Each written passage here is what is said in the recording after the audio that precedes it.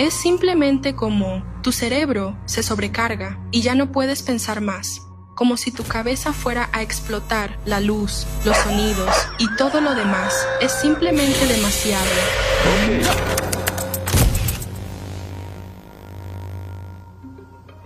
Siempre me he sentido solo. Nunca he participado en la vida. Simplemente me toleraban, creo. Es difícil expresar con palabras la sensación de estar afuera, mirando hacia adentro. Recuerdo la desesperación que me causaba a los 3 años, mi incapacidad para hablar. Comprendía las palabras que se dirigían a mí, pero no podía emitir ni una palabra en respuesta. Se sentía como un fuerte tartamudeo y me llenaba de rabia. Recuerdo bien cómo, razonando lógicamente, llegué a la conclusión de que el único medio de comunicación disponible para mí era gritar. El mundo ha cambiado. Lo que ayer era útil y beneficioso, hoy se ha vuelto perjudicial e incluso peligroso. Por ejemplo, esto. Exploraremos cómo estos cambios nos han afectado a cada uno de nosotros y a nuestros hijos. Pero primero, comencemos con un acertijo. ¿Cuál es ese material sintético que antes ensuciaba las calles y los océanos y que ahora se encuentra dentro de nosotros? Es el plástico, y realmente está en todas partes. Hoy en día, se producen casi 500 millones de toneladas de plásticos al año, y más del 90% de ellas terminan convirtiéndose en basura. ¿Qué significa eso para nosotros? En este video hablaremos de los peligros ocultos detrás de la contaminación por plásticos, y en particular, de cómo los micro y nanoplásticos están afectando la salud humana. Los expertos que estudian este problema de primera mano no tienen dudas sobre la gravedad de la situación. Tomemos como ejemplo el trastorno del espectro autista. Las proyecciones actuales sugieren que, dentro de una generación, 1 de cada 2 niños, es decir, el 50% de los niños, podría ser diagnosticado con autismo. Y no se trata solo de estadísticas, son niños que nos rodean, familias que conocemos y la sociedad en la que vivimos. Pero el autismo es solo la punta del iceberg. El problema es mucho más amplio y nos concierne a todos. De eso trata el documental de hoy. Año 1911. El científico suizo Eugen Bleuler utilizó por primera vez el término autismo, que significa inmersión en uno mismo. En aquel entonces se asociaba con la esquizofrenia. Pasó un tiempo. En la década de 1970, el doctor Darrell Treffert estudió el autismo y concluyó: es un fenómeno muy raro. Menos de un caso por cada 10.000 niños. Pero a finales de los 80, algo cambió. En América, el número de casos de autismo comenzó a aumentar. 1 de cada 36. Si eso no es una pandemia, ¿entonces qué es? 1 de cada 36 tiene autismo ahora, mientras que antes era 1 de cada 10.000. En los últimos 50 años, la prevalencia del autismo en Estados Unidos se ha incrementado 277 veces. Los estudios de prevalencia del autismo se han realizado en al menos 37 países. Todos muestran tendencias similares. Hoy en día, 1 de cada 100 niños nace con autismo. En las próximas décadas, con la progresión actual, 1 de cada 2 niños nacerá con autismo. 1 de cada 2. Trampa para la humanidad.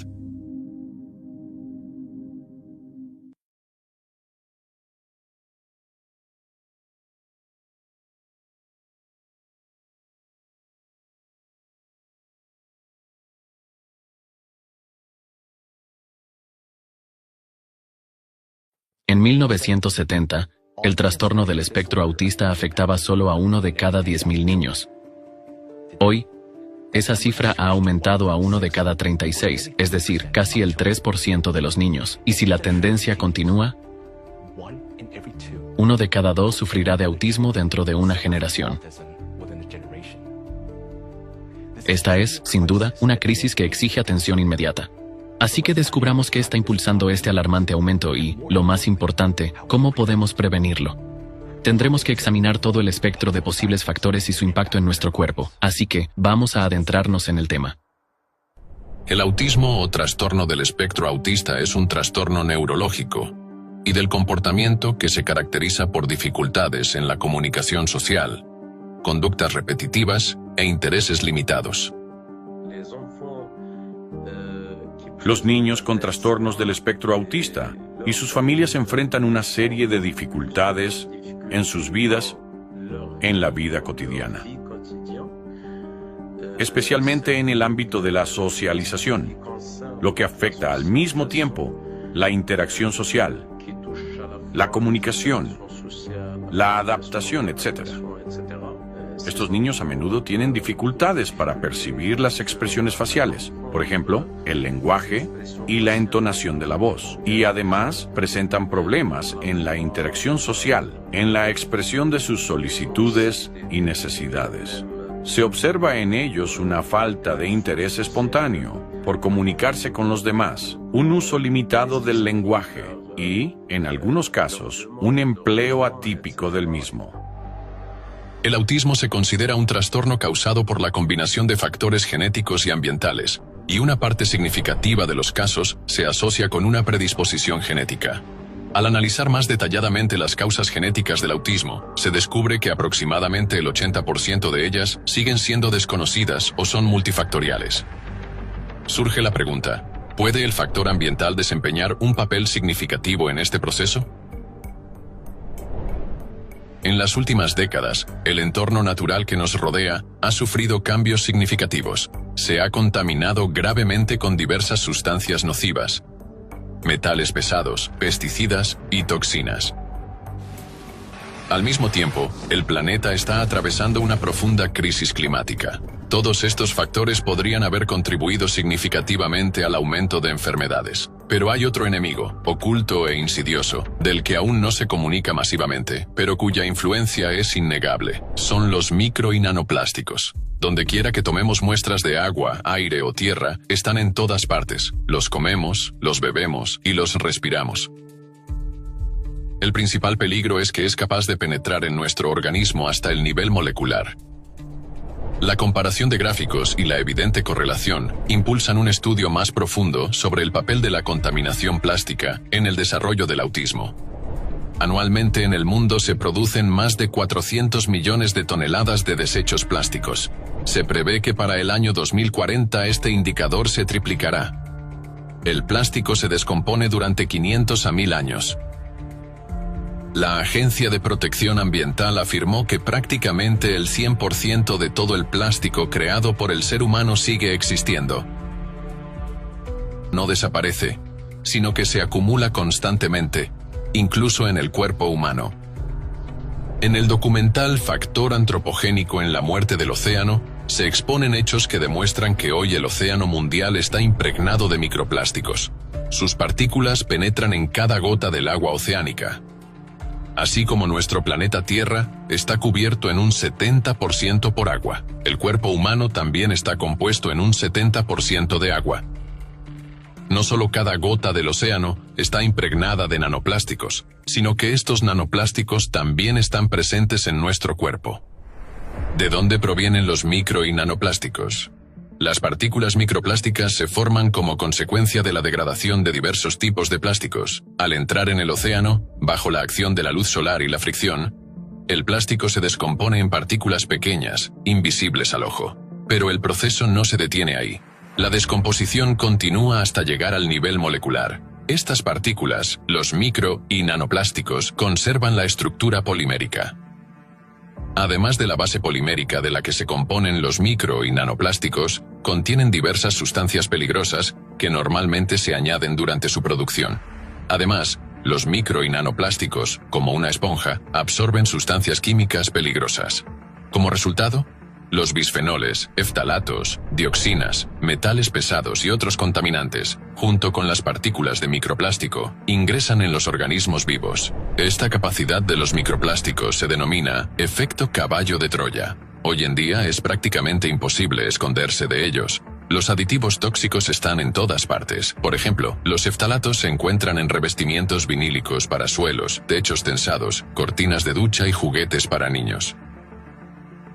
El bisfenol A es otro aditivo común en el plástico, presente en botellas de agua, incluyendo biberones, contenedores reutilizables para alimentos, instrumentos médicos, empastes dentales, papel y cartón, Aunque las sustancias tóxicas son perjudiciales, la mayor amenaza reside en la capacidad del plástico para acumular cargas estáticas y retenerlas en el cuerpo. Pero sobre esto hablaremos un poco más adelante. Los microplásticos están en todas partes. Las partículas de micro y nanoplásticos son diminutos fragmentos plásticos que se han convertido en los nuevos habitantes de nuestro planeta. El viento y las precipitaciones transportan los microplásticos, incluso a los rincones más remotos de la Tierra. Están en todas partes, desde el punto más alto, el monte Everest, hasta el punto más profundo, la fosa de las Marianas. Todo el océano mundial está impregnado de microplásticos. Cada gota de agua en el océano contiene estas diminutas partículas plásticas. Cuando el agua se evapora, los microplásticos se elevan a la atmósfera desde la superficie del agua y pueden ser transportados por el viento a lo largo de todo el planeta. Además, se convierten en parte de la brisa marina que respiramos. Cada año, con la brisa marina, se trasladan a las costas aproximadamente 136.000 toneladas de microplásticos. Ahora, cuando nos bañamos en el océano, tomamos el sol en la playa o corremos a lo largo de la costa con el objetivo de mejorar nuestra salud, solo incrementamos la exposición de nuestro cuerpo a los microplásticos.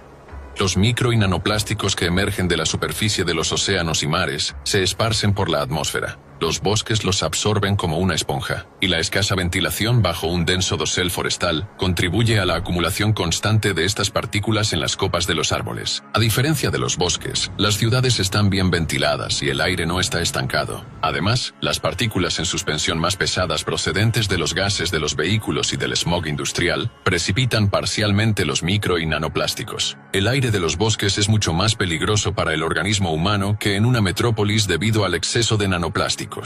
Los estudios han demostrado que, en un periodo de 14 meses, más de 1.000 toneladas de partículas de plástico cayeron con las precipitaciones en 11 parques y reservas naturales del oeste de Estados Unidos, cantidad suficiente para producir 120 millones de botellas. Una situación similar se observa también en otros países. Los bosques de Quercus serrata de Japón atrapan en sus copas unos 420 billones de microplásticos transportados por el aire al año, afirma Natsu Tsunaga. La contaminación por plásticos afecta negativamente al funcionamiento de los árboles, provocando estrés oxidativo y reduciendo la eficacia de la fotosíntesis.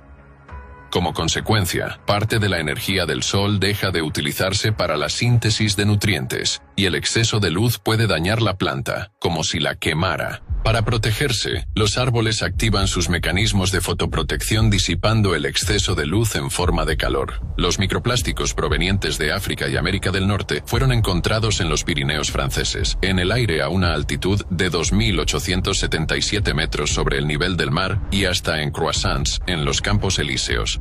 La investigadora Emily Rowlands señaló que la concentración de microplásticos detectada en la Antártida fue 100 veces mayor de lo que se había estimado anteriormente. Los micro y nanoplásticos llegan a los cuerpos de agua urbanos a través de escorrentías pluviales, vertidos de industrias e incluso mediante la lluvia que recoge estas partículas del aire. Por ejemplo, en un solo lavado de tejidos sintéticos pueden liberarse hasta 1.500.000 partículas de microplástico en las aguas residuales. Estas partículas, al terminar en las aguas residuales, luego llegan a ríos y océanos, donde son ingeridas por peces y otras criaturas acuáticas. Finalmente, los microplásticos regresan al ser humano, apareciendo en su mesa en forma de pescado o mariscos. Los científicos italianos han descubierto que las frutas y verduras también contienen millones de partículas de microplástico. Descubrieron que las partículas de microplástico se infiltran en las plantas a través del sistema radicular, junto con el agua durante el riego o la lluvia. Estas partículas ascienden por los tallos y se acumulan en las hojas y frutos. Su investigación, publicada en la revista Environmental Research, mostró que la mayor cantidad de microplásticos se encuentra en manzanas, peras, zanahorias, lechuga y brócoli.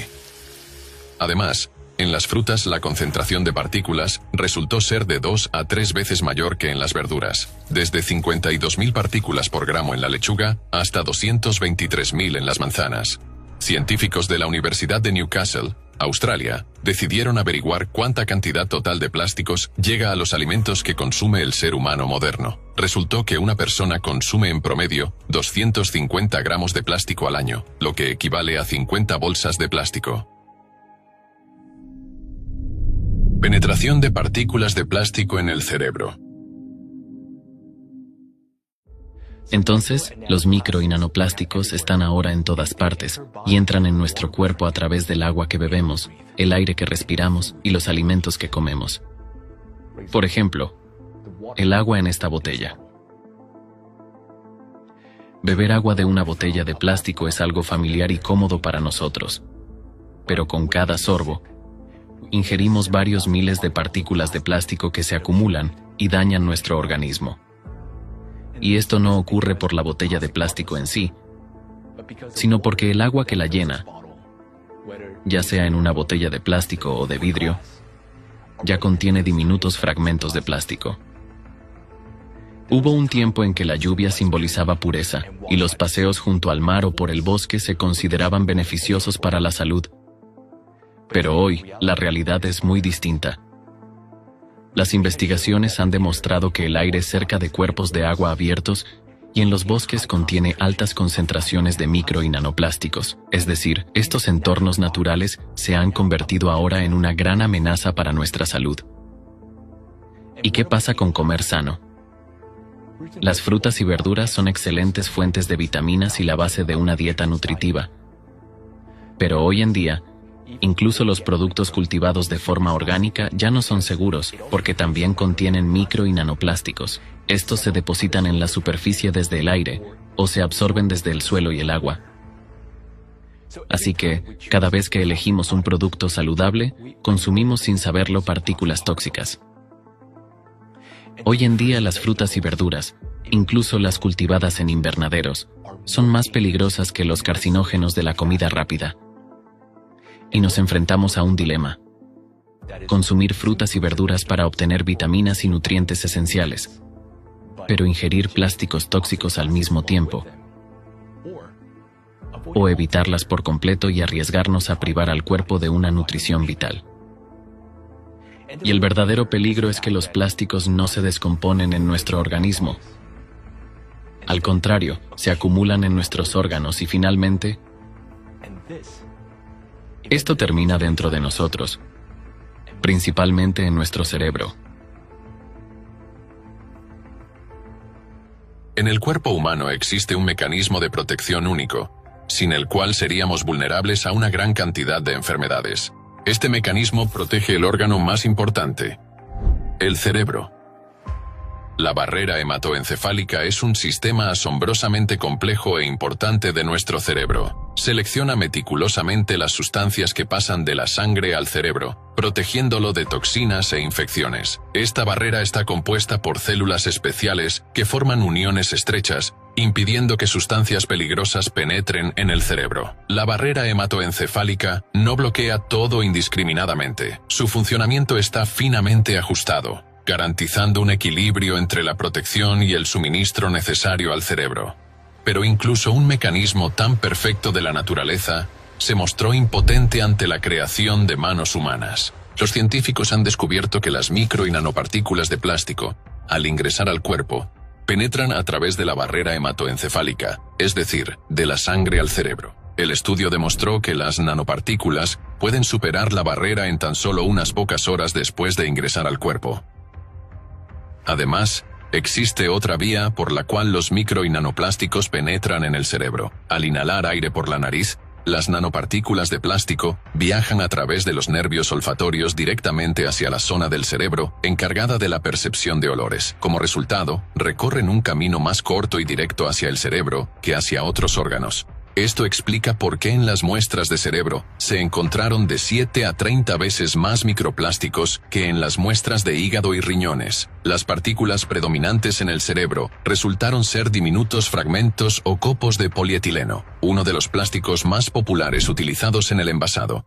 En efecto, el cerebro del ser humano moderno se está convirtiendo en su cubo de basura. Una cuchara de plástico entera. Aproximadamente esa cantidad de microplásticos se encuentra en nuestro cerebro. Las concentraciones que observamos en el tejido cerebral de individuos sanos, cuyo rango de edad promedio era de alrededor de 45 a 50 años, fueron de 4.800 microgramos de partículas plásticas por gramo de tejido cerebral, o 0,48% en peso. Esto significa que nuestro cerebro hoy en día está compuesto en un 99,5% de cerebro y el resto de plástico, afirmó el investigador principal de la Universidad de Nuevo México, Matthew Campen. ¿Cómo reacciona nuestro cuerpo ante tal invasión? Los nanoplásticos, al penetrar en los vasos cerebrales, provocan procesos inflamatorios en la pared interna, el endotelio. Con la inflamación, la barrera hematoencefálica se vuelve más permeable, lo que facilita la entrada al cerebro de diversos patógenos, como virus y bacterias, así como de microplásticos. Las células inmunitarias absorben partículas extrañas de plástico. Sin embargo, el plástico no se descompone, lo que provoca la deformación y el aumento de tamaño de estas células. Se acumulan en los pequeños vasos del cerebro y así contribuyen a la formación de microtrombos, lo que provoca alteraciones en el riego sanguíneo y la microcirculación. Esto aumenta el riesgo de ictus, incluso a una edad temprana. Así, las partículas nanoplásticas perjudican el suministro de oxígeno y nutrientes a las células cerebrales, lo que provoca una hipoxia crónica y la muerte gradual de las neuronas. Estos procesos contribuyen a los cambios neurodegenerativos, incluida la atrofia del tejido cerebral, que, con una exposición prolongada, puede conducir a una reducción del volumen de las estructuras cerebrales particulares. Debido a su diminuto tamaño, los nanoplásticos pueden penetrar incluso en las células nerviosas, las neuronas. Una vez dentro, se produce estrés oxidativo, lo que altera el trabajo de las mitocondrias, el transporte de sustancias a través de la membrana celular y puede provocar roturas de la cadena de ADN. En respuesta a estos daños, la célula activa mecanismos de autorreparación, pero si el daño es demasiado grande, el sistema de reparación empieza a fallar, reparando el ADN de forma incorrecta o no reparando los errores en absoluto. Como resultado, se producen mutaciones en las células. Esto conduce a la interrupción de los procesos celulares y, en última instancia, a la muerte de las células. Los nanoplásticos también provocan la destrucción de la vaina de mielina de los axones, lo que perturba la transmisión de los impulsos nerviosos entre las neuronas. Esto provoca alteraciones de la memoria, deterioro cognitivo, desde trastornos leves a formas graves hasta la demencia. Según el estudio, los pacientes con demencia tenían concentraciones de microplásticos en el cerebro entre 3 y 5 veces superiores a las de las personas sanas. Probablemente se deba a su costumbre de pasar tiempo en la naturaleza, respirando la brisa marina o el aire de los bosques, lleno de microplásticos. Además, la exposición a los micro y nanoplásticos contribuye al desarrollo del parkinsonismo, la enfermedad de Alzheimer, la esclerosis múltiple y la encefalopatía. Asimismo, aumenta el riesgo de trastornos neuropsiquiátricos, como el síndrome de déficit de atención, la hiperactividad y también el autismo. Esto no es sorprendente, ya que el autismo está relacionado con alteraciones en la formación de conexiones neuronales y en la transmisión de señales a través de la sinapsis. La mayoría de las investigaciones indican que la situación solo empeorará de aquí en adelante. De 2016 a 2024, es decir, en 8 años, el contenido de plásticos en el cerebro aumentó en un 50%. Teniendo en cuenta la progresión en la producción de plásticos y el incremento de sus partículas en la atmósfera, el agua y la comida, se puede afirmar con certeza que la cantidad de nanoplásticos en nuestro cerebro seguirá en aumento. Si esta tendencia continúa, en 4 años el nivel de plásticos en el cerebro se incrementará en otro 50%. Es decir, para 2028, a la cuchara de plástico en el cerebro se le añadirá también un tenedor. Esto demuestra la magnitud del problema y sus consecuencias alarmantes para nuestra salud.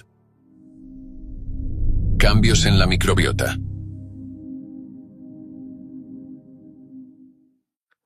Cuando los micro y nanoplásticos penetran en el cerebro, provocan inflamación y dañan las neuronas, las células responsables de nuestros pensamientos, emociones y capacidad de comunicarnos.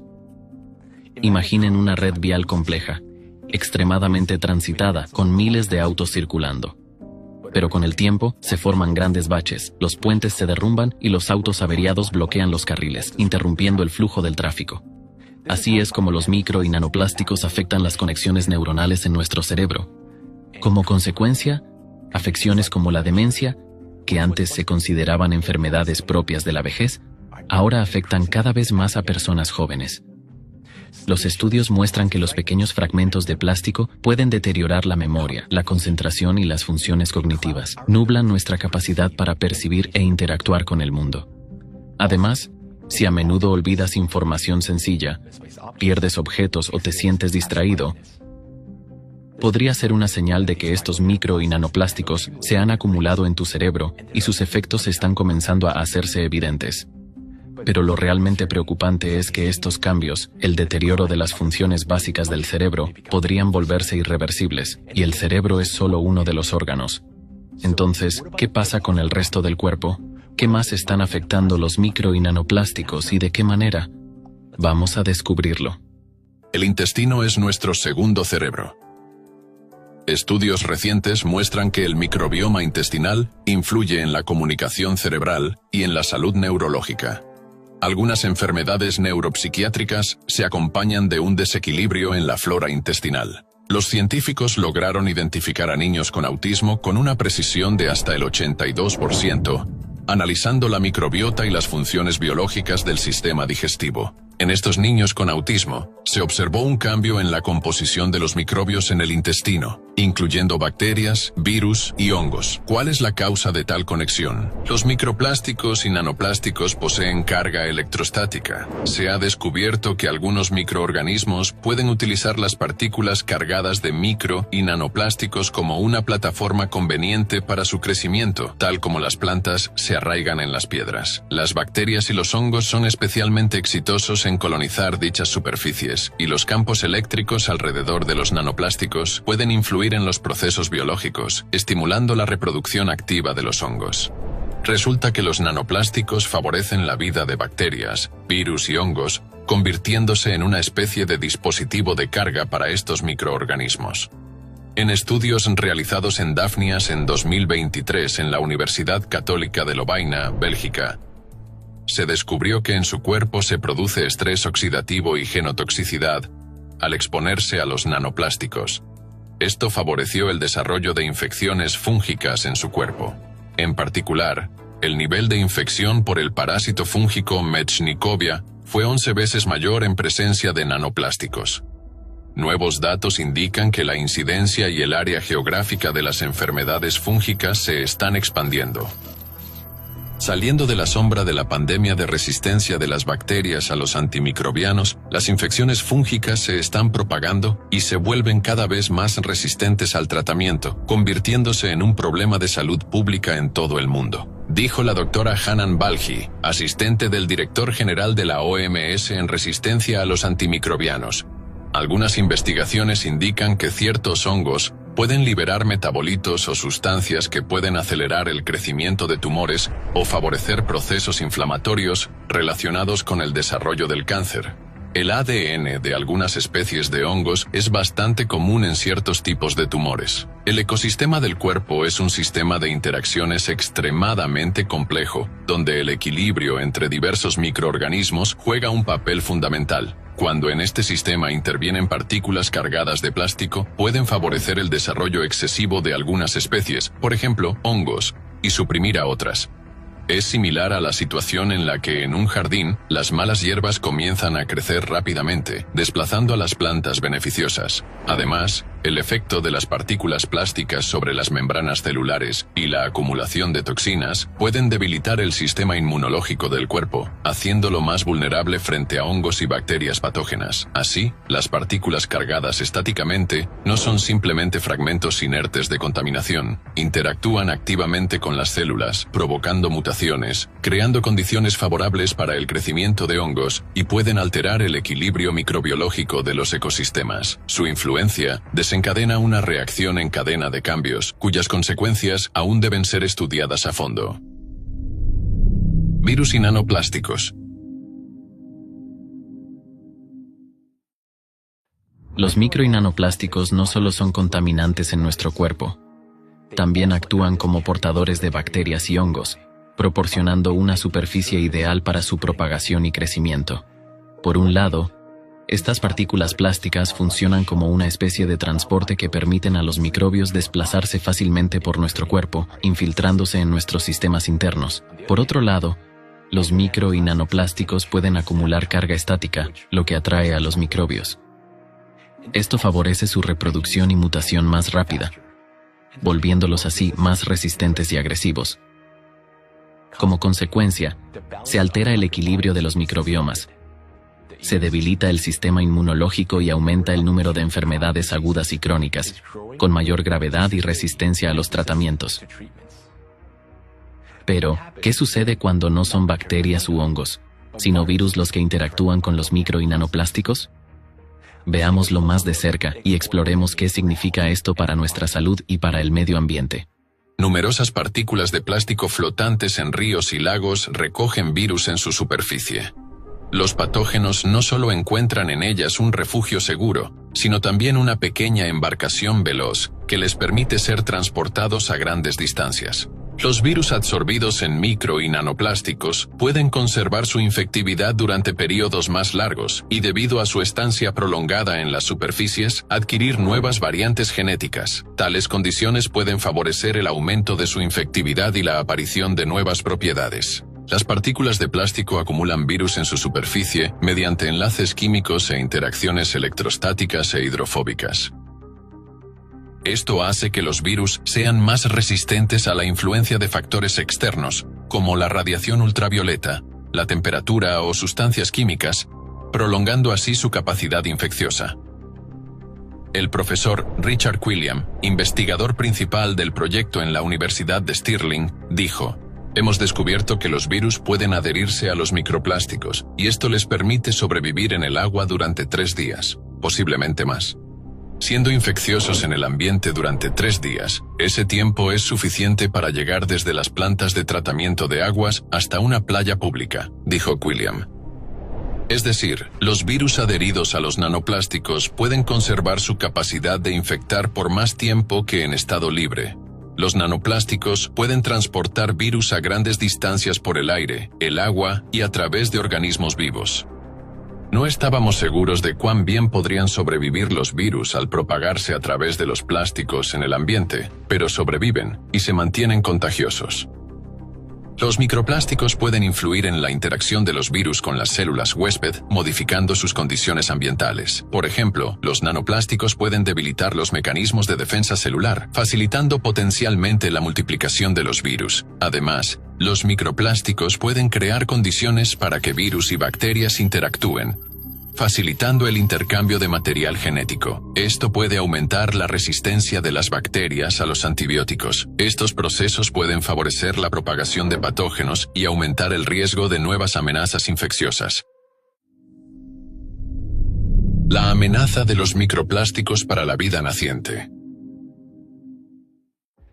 Ya hemos visto cómo los virus y las bacterias utilizan los micro y nanoplásticos para crecer, mutar y propagarse aún más. Pero esto es solo una parte de un problema más complejo. Vivimos en un mundo donde el aire que respiramos contiene no solo partículas microscópicas de plástico, sino también microbios, virus y bacterias. Esto significa que con cada respiración, no solo inhalamos micro y nanoplásticos, sino también patógenos que pueden infectar nuestro organismo y alterar nuestros mecanismos naturales de defensa. Pero esto plantea otra pregunta. ¿Cuán pronto comienzan a ingresar estos micro y nanoplásticos en nuestro cuerpo? ¿Y cómo afectan el desarrollo y funcionamiento de nuestro organismo desde el momento en que comienza la vida? Los primeros 1000 días de vida, desde la concepción hasta los 2 años, son críticos para el desarrollo del cerebro y de todo el cuerpo. Durante este tiempo, mecanismos especiales regulan la actividad de los genes, que se activan o se inhiben bajo la influencia de factores externos, como la alimentación, el estrés y el medio ambiente. Estos cambios pueden afectar no solo a la propia persona, sino también a sus hijos y nietos. Es el momento en que se establecen las bases del cerebro, el sistema inmunitario, el metabolismo e incluso las características mentales. La salud de los padres tiene gran importancia para la salud del niño. En 2020, bajo la dirección de Antonio Ragusa, se realizó un estudio en 6 mujeres con embarazos normales. Los científicos analizaron sus placentas mediante microespectroscopia Raman. Resultó que en la placenta de 4 de ellas se encontraron 12 partículas de microplástico con un tamaño de entre 5 y 10 micrómetros, de distintas formas y colores. 3 de estas partículas eran de polipropileno, mientras que las demás contenían pigmentos usados en pinturas, adhesivos, cosméticos y productos de higiene personal. Los científicos descubrieron que las partículas de micro y nanoplástico, al ingresar en las células de la placenta, provocan estrés oxidativo, muerte celular programada, inflamación y alteraciones en el metabolismo endocrino de las células placentarias humanas. Todo ello inhibe el crecimiento intrauterino del feto en diferentes grados, según la dosis. Como ya sabemos, el mecanismo de defensa del cuerpo reconoce los microplásticos como sustancias extrañas, lo que desencadena reacciones inmunitarias locales. El desequilibrio inmunológico provoca diversos problemas en las primeras etapas del embarazo, incluyendo abortos espontáneos, retraso en el crecimiento fetal, partos prematuros y mortinatos. La razón radica en que los nanoplásticos, al penetrar en el feto, se acumulan en él, causando que el cuerpo de la madre lo rechace. Los estudios de tejidos abortados revelan un panorama sombrío. Una presencia significativa de nanopartículas en el feto provoca la interrupción del embarazo, el rechazo fetal y la aparición de múltiples patologías, actuando como un enemigo invisible que destruye la vida incluso antes de su comienzo. Esto también explica las dificultades para concebir. La salud reproductiva masculina también sufre los efectos tóxicos de los plásticos. Un estudio realizado por toxicólogos chinos en 2024 mostró que el esperma es aún más sensible a la acumulación de contaminantes que la sangre. Los científicos encontraron microplásticos en todas las muestras de esperma, con un promedio de 2 partículas por muestra, de un tamaño de hasta 7,02 micrómetros.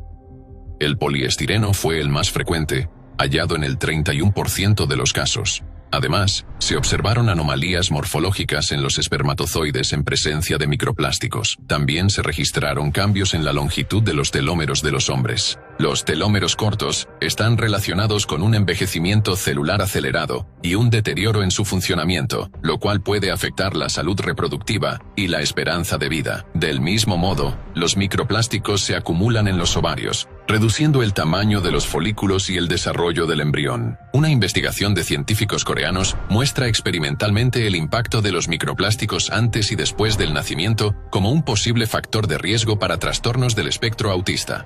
El autismo es considerado un trastorno neuropsiquiátrico, es decir, se origina en las etapas tempranas del desarrollo cerebral. Resulta que las condiciones previas para el autismo aparecen no solo antes del nacimiento, sino incluso antes de la concepción. Los micro y nanoplásticos se encuentran en los fluidos seminales y foliculares, así como en la placenta y la sangre del cordón umbilical, lo que indica que pueden estar presentes en el embrión en las fases más tempranas del desarrollo.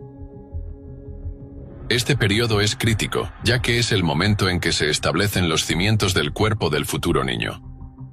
La exposición a nanoplásticos en esta fase puede causar daños importantes al embrión, lo que podría afectar a su desarrollo posterior.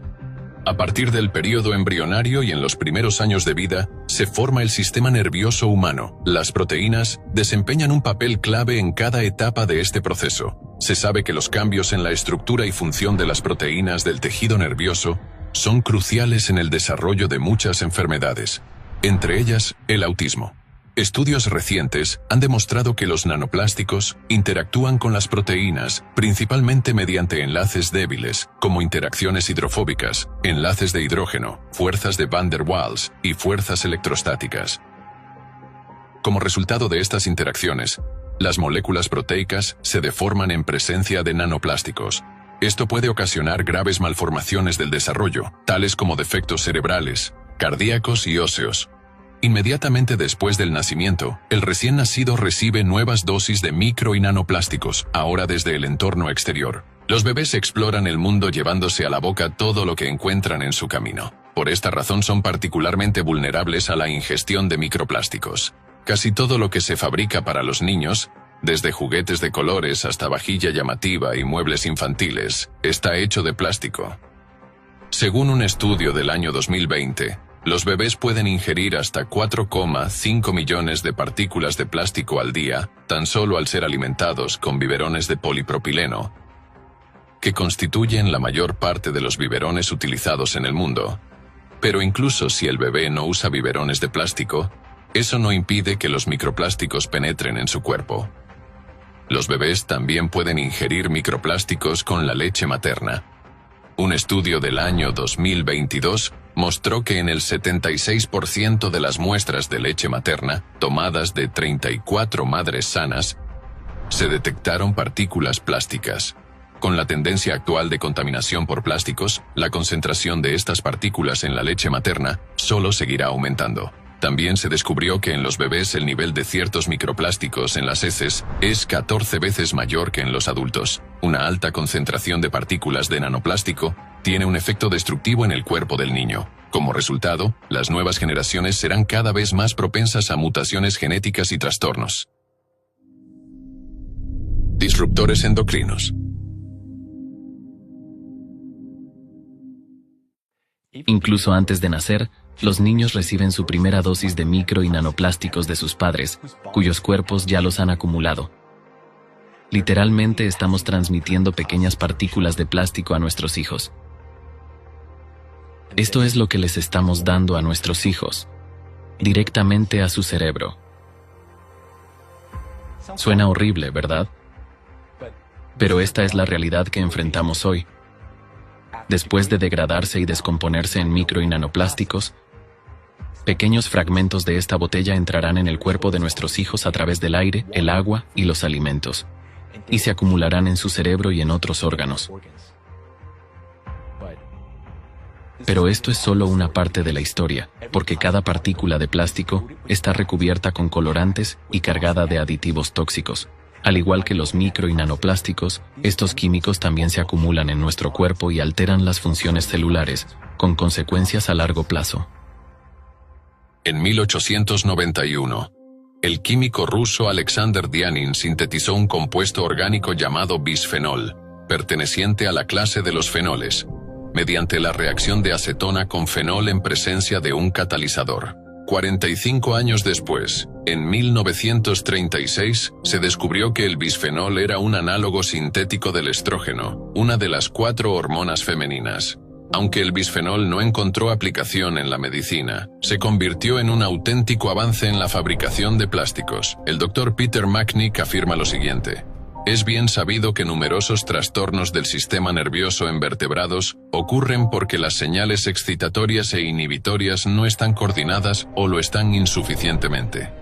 Por eso es especialmente preocupante que los plastificantes bisfenol A y bisfenol S alteren significativamente dicha coordinación. Cuando se demostró el daño del bisfenol A, muchas compañías comenzaron a abandonarlo y adoptaron compuestos basados en bisfenol S. Este fue desarrollado como sustituto del bisfenol A, pero tiene una estructura química similar. Se usa en la impresión térmica de recibos, plásticos y embalajes. Este compuesto tiene una estructura y propiedades químicas muy similares y causa muchos de los mismos problemas que el bisfenol A. Las personas utilizan esta sustancia química para reemplazar el bisfenol A sin suficiente información toxicológica, afirma Kyung-ho Choi, toxicólogo ambiental de la Universidad Nacional de Seúl. Un grupo de científicos dirigido por Wade Welchons determinó que altas concentraciones de bisfenol S tienen los mismos efectos que el bisfenol A. Cuando las células cerebrales están expuestas a pequeñas cantidades de bisfenol A o bisfenol S durante un mes, el daño se vuelve evidente, afirma Elizabeth Schirmer, investigadora doctoral de Bayreuth y autora del estudio sobre los bisfenoles. Resulta que los plastificantes afectan el potencial de acción de las células cerebrales, alterando la transmisión química y eléctrica de las señales a través de la sinapsis. Además, los plastificantes alteran los circuitos que son importantes para la percepción y el procesamiento de los estímulos acústicos y visuales. Biólogos de la Universidad de Bayreuth advierten: los resultados obtenidos al estudiar el cerebro de los peces confirman la evaluación de que el bisfenol A y el bisfenol S también provocan daños significativos en el cerebro de personas adultas. Investigaciones publicadas por el proyecto Earth Day en 2023 encontraron niveles más elevados de ftalato y bisfenol A en niños con trastorno por déficit de atención con hiperactividad en comparación con niños que no presentan esta condición. ¿Cuál es el mecanismo de acción de estas sustancias? En el cuerpo, el bisfenol imita la hormona estrógeno, alterando procesos importantes como el crecimiento, la regeneración celular, el desarrollo fetal y la reproducción. Aunque el estrógeno es una hormona sexual femenina, también es esencial para los hombres. Investigaciones de científicos australianos del Instituto Florey de Neurociencia y Salud Mental en Melbourne mostraron que los niños cuyas madres tenían altos niveles de bisfenol A en la orina durante las últimas etapas del embarazo tenían 6 veces más probabilidades de presentar síntomas de autismo a los 11 años en comparación con aquellos cuyas madres tenían niveles bajos de esta sustancia.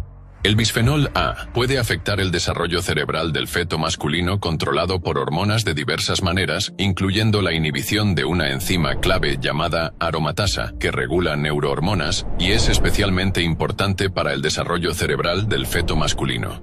Esto parece ser una pieza del rompecabezas del autismo. Esto también explica la proporción de género en el autismo, en la cual por cada niña con autismo hay aproximadamente entre 4 y 5 niños. Esto indica que la población masculina disminuirá debido a esta condición, así como por el incremento de la infertilidad masculina. Durante la investigación, se reveló que el nivel de bisfenoles en el cuerpo de los hombres infértiles era el doble que en aquellos con capacidad reproductiva normal. Al mismo tiempo, aunque las niñas desarrollan autismo con menos frecuencia, suelen experimentar formas más graves del trastorno. Debido a la exposición al bisfenol A, las niñas enfrentarán trastornos hormonales en el futuro, especialmente un desequilibrio de estrógenos. Esto incrementa el riesgo de desarrollar cáncer de mama, endometriosis, síndrome de ovario poliquístico y otras enfermedades. Algunos estudios ya han demostrado que la exposición a productos químicos plásticos durante el embarazo está relacionada con la aparición posterior del autismo en la descendencia, señaló la profesora Anne-Louise Ponsonby, directora del Grupo de Investigación en Neuroepidemiología del Instituto Florey. Cada año se producen en el mundo 8 millones de toneladas de bisfenol A y unas 100 toneladas son liberadas anualmente a la biosfera. Esto hace que el bisfenol A esté presente de forma generalizada en el medio ambiente, desde aguas superficiales hasta la leche materna.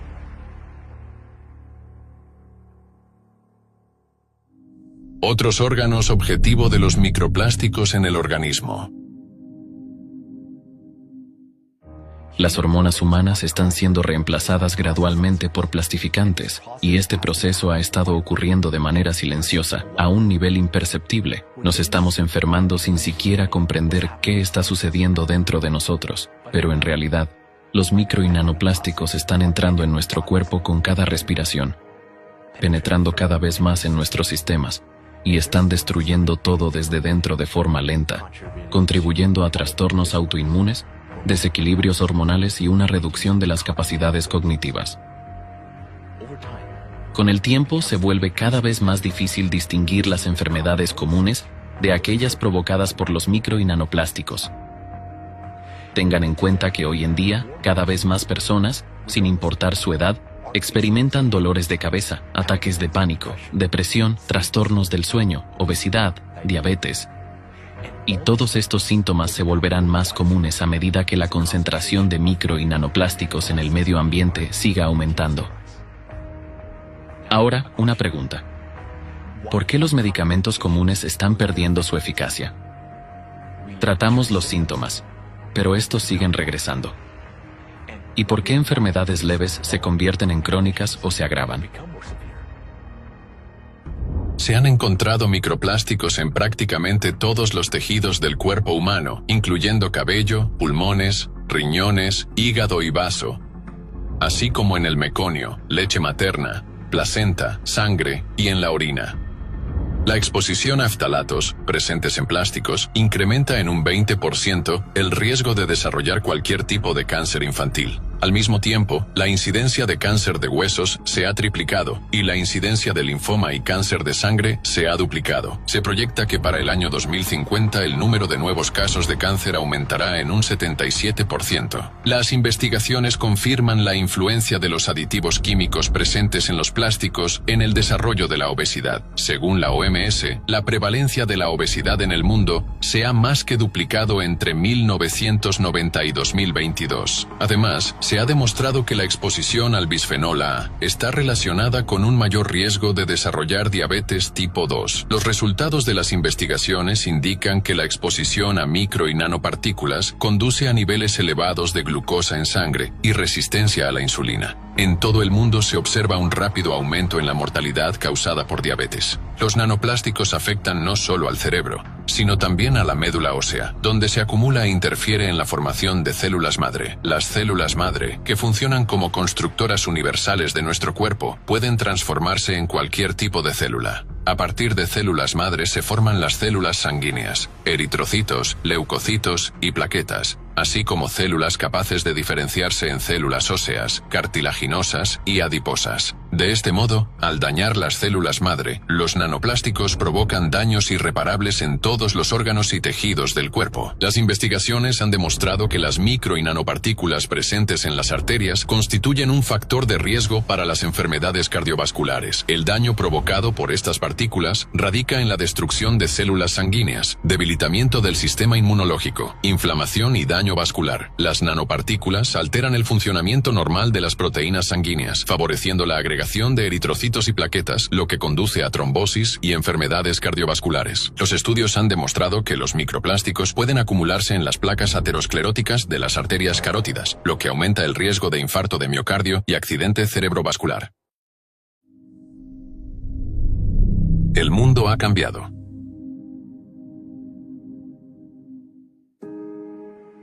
No debemos tener miedo a proclamar la verdad, aunque a veces sea incómoda.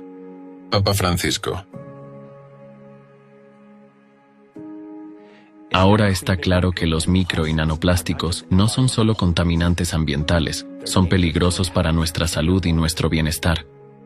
Estas partículas invisibles ya han cambiado nuestro mundo, porque lo que antes era beneficioso para nuestra salud, ahora se ha vuelto perjudicial e incluso peligroso. Hoy en día, estos diminutos plásticos están en todas partes y en todo. Incluso estas frutas frescas los contienen. Como resultado, los micro y nanoplásticos han infiltrado nuestro cuerpo, alterado las funciones celulares y moleculares, y sus consecuencias ya son evidentes. Por ejemplo, el trastorno del espectro autista, que en los años 70 afectaba solo a 1 de cada 10.000 niños, ahora afecta a 1 de cada 36, y esa cifra sigue aumentando. Las tasas de infertilidad también van en aumento, afectando no solo a individuos, sino al futuro de la sociedad. Los accidentes cerebrovasculares y las enfermedades cardiovasculares, que antes se consideraban enfermedades de la vejez, ahora están afectando a personas de 30 y 40 años. Estas tendencias son profundamente preocupantes, pero con el aumento de los micro y nanoplásticos en nuestro entorno, la cantidad y gravedad de estas enfermedades solo seguirá creciendo. Como resultado, no solo enfrentaremos una crisis de salud, sino un declive de la humanidad. Estamos atrapados. Por un lado, seguimos contaminando el planeta y nuestras vidas con plásticos a un ritmo acelerado. Y por otro, no podemos hacer frente a las consecuencias de esta contaminación. Estamos al borde de un cataclismo ecológico y social que ya no es una abstracción. Es una amenaza real para nuestra supervivencia. Cada día perdemos el potencial necesario para enfrentar estos desafíos. Un estilo de vida saludable no nos salvará. Los micro y nanoplásticos son tan pequeños que penetran en el suelo, los ríos, los océanos y en los sistemas de abastecimiento de agua. No podemos escondernos de esta contaminación. Están en el aire, en el agua, en los alimentos e incluso en la leche materna. También pueden penetrar a través de nuestra piel. Cada día esta contaminación aumenta. No importa lo que hagamos, comer únicamente alimentos orgánicos, beber agua pura de manantiales, vestir ropa de materiales naturales, todos respiramos el mismo aire, saturado de microplásticos. El mundo ha cambiado, pero aún no lo hemos comprendido. Lo que antes considerábamos comida saludable ha resultado ser más dañino y peligroso que aquello que antes creíamos perjudicial. El daño causado por los nanoplásticos presentes en zanahorias, col o manzanas es mucho mayor que el provocado por los carcinógenos en un filete o una hamburguesa con patatas fritas. Y todo porque los plásticos, que nos destruyen desde el interior, son mucho más peligrosos que los carcinógenos. Incluso estar en la orilla del mar es peligroso. La brisa marina, que antes era revitalizante, ahora transporta transporta una nueva dosis de nanoplásticos. Al tomar el sol en la playa bajo los cálidos rayos solares o al bañarnos en el mar, nuestro cuerpo recibe una dosis adicional de nanoplásticos. Estos penetran con la respiración, a través de la piel y las glándulas sudoríparas, afectando todo nuestro cuerpo, y las altas temperaturas solo intensifican este efecto. Después de pasar tiempo junto al mar o en el bosque, cada vez más personas experimentan fatiga inexplicable, resfriados frecuentes o incluso enfermedades graves. Aunque aún no reconozcamos la causa, muchos de estos síntomas están relacionados con el aumento de los niveles de micro y nanoplásticos en nuestro cuerpo. Un punto importante aquí es que los diminutos plásticos que consumimos a través de los alimentos y el agua pueden ser parcialmente excretados. Pero casi todos los plásticos que inhalamos por la nariz se acumulan en nosotros, especialmente en el cerebro. Y no importa en qué parte del planeta estemos, vamos a inhalar estas partículas. Pero tengan en cuenta que las concentraciones de micro y nanoplásticos en el aire suelen ser más bajas en zonas de gran altitud, en praderas secas y desiertos, o en grandes ciudades. Y allí podemos evitar inhalar fragmentos plásticos solo ligeramente. En cambio, las concentraciones de estos diminutos plásticos son mucho más altas en los bosques o en cuerpos de agua abiertos, especialmente en climas cálidos. Así que, un día de verano relajante en la playa es como dar un paseo alrededor del reactor de Chernóbil, porque los micro y nanoplásticos son tan peligrosos como la radiación. La diferencia es que, mientras sabemos cómo gestionar la exposición a la radiación, aún no hemos descubierto cómo protegernos de estas diminutas partículas de plástico que se acumulan y destruyen nuestro cuerpo desde dentro. Lamentablemente, su concentración aumenta cada año y con ello también aumentarán sus efectos sobre nuestra salud. Para protegernos a nosotros mismos y a nuestros hijos, es importante evitar los bosques y las aguas abiertas, y es mejor vivir en desiertos, grandes ciudades o llanuras a gran altitud, donde hay buena ventilación y baja humedad. Pero actualmente no tenemos una salida fácil a esta crisis. En los próximos años, nuestra sociedad tendrá que limpiar los micro y nanoplásticos, así como reciclar miles de millones de toneladas de plástico acumulado en la tierra y en los océanos. Sin embargo, cabe señalar que algunos métodos de reciclaje pueden ser perjudiciales. Por ejemplo, los procesos térmicos como la incineración y la pirólisis, que pueden convertir los plásticos en combustible, deben evitarse, ya que liberan grandes cantidades de micro y nanoplásticos en el aire. Las partículas más pequeñas de 100 nanómetros son especialmente preocupantes, porque las tecnologías de filtración actuales tienen dificultades para capturarlas directamente en las plantas de incineración. Si percibimos olor a plástico quemado, ya estamos inhalando aire lleno de estas diminutas partículas, y esto tendrá consecuencias negativas para nuestro organismo. Por lo tanto, quemar plásticos para generar combustible es un método que debe evitarse, porque ese combustible nos costará la salud. Debemos elegir los métodos de reciclaje de plásticos con mucho cuidado. El mundo ha cambiado, y si queremos protegernos, debemos encontrar una salida antes de que sea demasiado tarde. Medidas urgentes. El primer paso hacia la recuperación del equilibrio ecológico debería ser la implementación masiva de generadores atmosféricos de agua, GAA. Estos dispositivos producen agua potable a partir del aire, filtrando eficazmente contaminantes, incluyendo microplásticos. Si estos dispositivos se utilizan ampliamente para todo tipo de consumidores, incluyendo todas las necesidades industriales y las demandas de la población, en pocos años podrán limpiar considerablemente la atmósfera y los océanos. Sin embargo, también es fundamental cambiar el sistema de depuración de aguas. Debemos reconfigurar las instalaciones de tratamiento para que el agua usada no se vierta en los cuerpos de agua, sino en el suelo. Allí se encuentran microorganismos capaces de descomponer los nanoplásticos. Científicos han descubierto bacterias que pueden desintegrar el polietileno y el tereftalato de polietileno. En las capas superficiales del suelo, la concentración de plásticos seguirá siendo alta, al igual que en los cuerpos de agua, pero a medida que el agua penetre a mayor profundidad, se irá autodepurando. Las bacterias que habitan en el suelo descompondrán las pequeñas partículas de nanoplásticos. Esta es la única solución real y efectiva propuesta hasta la fecha para combatir los nanoplásticos. Este proceso no solo permite purificar el agua, sino también restaurar los ecosistemas al reducir los niveles de contaminación en océanos y en la atmósfera. Cuanta más agua devolvamos al suelo, mayor será la multiplicación de estos microorganismos beneficiosos. Se trata de una filtración natural que, gradualmente, limpiará el medio ambiente. Con el tiempo, el agua penetrará en capas más profundas del suelo y regresará limpia a los océanos. Además, si instalamos generadores atmosféricos de agua en los desiertos, extrayendo la humedad del aire y devolviendo el agua usada al suelo y la arena, podremos detener el proceso de desertificación y convertir los desiertos en oasis. La implementación generalizada de los GAA y la filtración del agua a través del suelo permitirán eliminar gradualmente los nanoplásticos de océanos y atmósfera. Para conocer más sobre la limpieza del planeta de los micro y nanoplásticos mediante generadores atmosféricos de agua, pueden ver el documental Agua del Aire, el camino para salvar a la humanidad. Por supuesto, junto con esto es necesaria la implementación coordinada a nivel global de programas para la recolección y el reciclaje de grandes residuos plásticos, así como el desarrollo del consumo consciente y el uso racional de los materiales plásticos.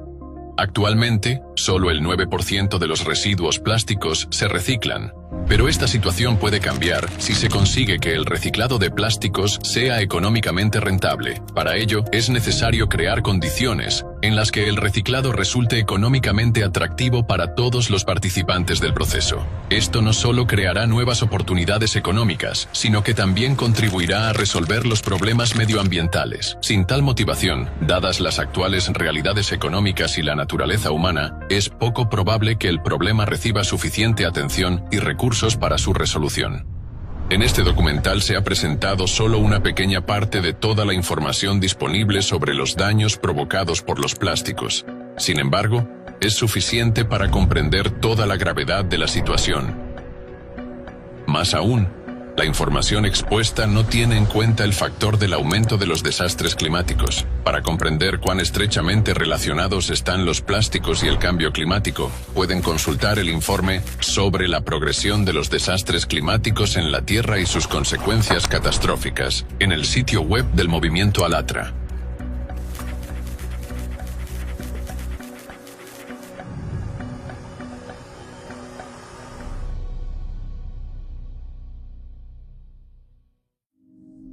El valor supremo.